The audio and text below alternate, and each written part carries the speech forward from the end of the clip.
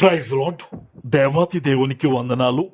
ప్రభు నామమున మీ అందరికీ నా ప్రత్యేకమైన వందనాలు, శుభాలు తెలియజేస్తున్నాను. ఈ దినము కొరకు ఏర్పాటు చేయబడిన దేవుని వాగ్దానము నిర్గమకాండము 14వ అధ్యాయము 13వ వచనము. భయపడకుడి, యెహోవా మీకు నేడు కలగజేయు రక్షణను మీరు ఊరక నిలుచుండి చూడుడి. దేవుని నామానికి మహిమ కలుగునుగాక.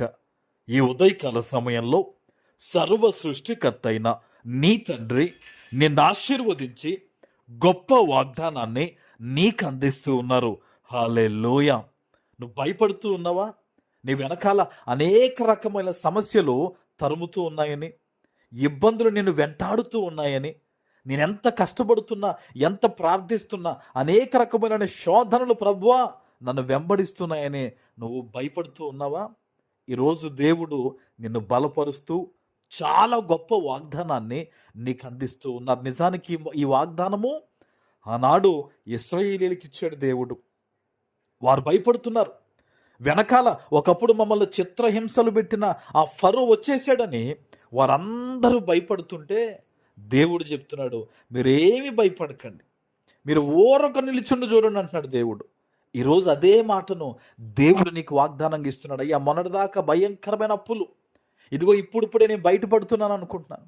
మొన్నటిదాకా భయంకరమైన శోధనలు, ఇదిగో బిడ్డల విషయంలో ఇబ్బంది, ఇదిగో కుటుంబంలో ఇబ్బంది, ఇదిగో శరీర బలహీనతలో ఇబ్బంది. అయ్యా, మరలా ఈరోజు నాకు కొంచెం భయం వేస్తుంది ప్రభువా, ఇటువంటి పరిస్థితుల్లో నేను ఉన్నాను ప్రభువా అని నువ్వు ఆలోచన చేస్తున్నావేమో. దేవుడు నీతో మాట్లాడుతున్నారు. నువ్వెంత మాత్రం కూడా భయపడొద్దంతే. ఎందుకో తెలుసా? ఆనాడు లక్షల మంది ప్రజలను ఆరిన నేల మీద చక్కని మార్గంలో నడిపించిన దేవుడు ఈరోజు ఈ వాగ్దానాన్ని వింటున్న నీ జీవితాన్ని ఒక మంచి మార్గంలో దేవుడు నడిపించబోతూ ఉన్నాడు. ఆమేన్. నీ కుటుంబాన్ని దేవుడు పట్టుకోబోతున్నాడు. ఈరోజు నీకు ఇబ్బందికరంగా ఉన్న ప్రతి పరిస్థితిని కూడా దేవుడు శాశ్వతంగా యేసు నామంలో తొలగించబోతున్నాడు అంతే. ఆమేన్.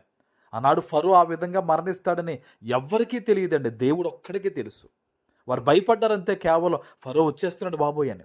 ఈరోజు నువ్వు కూడా కొన్ని పరిస్థితులు, కొంతమంది మనుష్యులు, కొద్ది ఆర్థిక ఇబ్బందులు, కొన్ని విషయాల్లో నువ్వు భయపడుతున్నావు, కానీ వాటికి ముగింపు ఇదిగో ఈరోజు దేవుని దగ్గర ఉందంతే. ఆమేన్.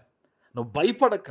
ఆనాడు ఇశ్రాయేలీయులు దేవుని ముందు నిలబడి అలా ప్రార్థన చేసి వారు ఏ విధంగా అయితే దేవునికి లోబడి ముందుకు నడిచారో, ఈరోజు ఈ వాగ్దానాన్ని నువ్వు ఎక్కడి నుంచి వింటున్నావో నాకు తెలియదు, కానీ సేవకునిగా చెప్తున్నాను, ఆయన మీద నమ్మకం ఉంచి ముందుకు కొనసాగంతే. నా ప్రభువు చూసుకుంటాడు.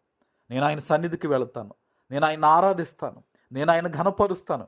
ఇదిగో నా గుప్పెళ్ళు దేవుని కొరకు విప్పుతాను, నేను దేవుని మీద నమ్మకం ఉంచుతానని చెప్పి నువ్వు ముందుకు సాగిపో. నా ప్రభువు చెప్తున్నాడు, ఈరోజు అద్భుతమైన రీతిలో నీ భయాన్ని ఆయన దేవుడు తొలగించబోతున్నారంతే. ఆమేన్.